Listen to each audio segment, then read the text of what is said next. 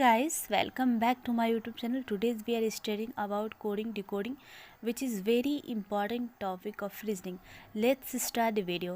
तो जैसा कि रीजनिंग के जब हम कोडिंग डिकोडिंग के बारे में पढ़ते हैं तो उसके कुछ बेसिक नॉलेज होते हैं जो हमें जानने होते हैं। तो शुरू करते हैं वीडियो को।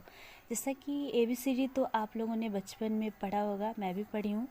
तो ABCDE, जैसा कि ABCDEFGHI हमने लिख दिया तो ये Z तक, और इसका हम लोग नंबरिंग डालेंगे। तो नंबरिंग में लिखेंगे 1 2 3 4 5 6 7 8 9 10 11 12 13 14 15 16 17 18 19 20 21 22 23 24 25 26 हो गया। तो ये हम लोगों ने नंबरिंग कर दिया। और उसके बाद जो ये होता है कि हम लोग को याद करना होता है कि A का जो नंबरिंग है क्या है 1, B का नंबरिंग क्या है 2, C का 3। ये जब ऐसे नॉर्मल एक दिन में याद नहीं होने वाला है, इसके लिए रोज़ आपको प्रैक्टिस करना होता है। तो इसके आगे जो प्रोसेस होता है वो हमारा होता है कि इसका जो अपोजिट अल्फ़ाबेट नंबर होता है उसको कैसे निकालें। तो उसको निकालने तो जो इसके आगे अगर हम बात करेंगे तो हमें अल्फ़ाबेट के जो अपोजिट हैं वो नंबर्स याद करने होते हैं।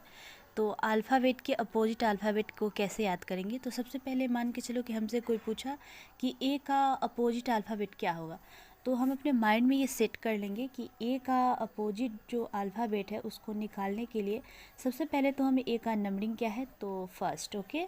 और इसको क्या करेंगे कि इसके नंबरिंग को 27 में से माइनस करेंगे।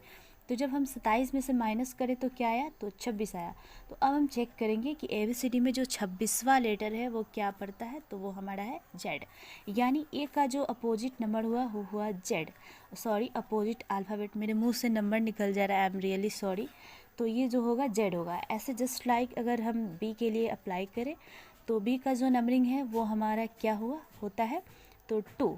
और इसको 27 में से अगर माइनस करेंगे तो क्या होगा, तो 2 माइनस करें तो कितना आया, तो यहाँ पे आया 25। अब 25 पे देखिए, चेक करिए कि क्या आ रहा है, तो ये Y आ रहा है। डैट मीन्स कि B का जो अपोजिट अल्फ़ाबेट हुआ वो हमारा Y हुआ, ओके।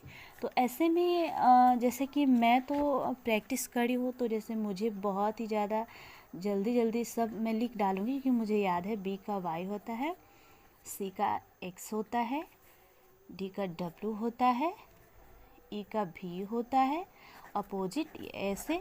तो ऐसे में मुझे याद है क्योंकि मैं बहुत ज़्यादा रीजनिंग बनाई हूँ। तो ये वीडियो आपको कैसे लगी, अपना सजेशन कमेंट बॉक्स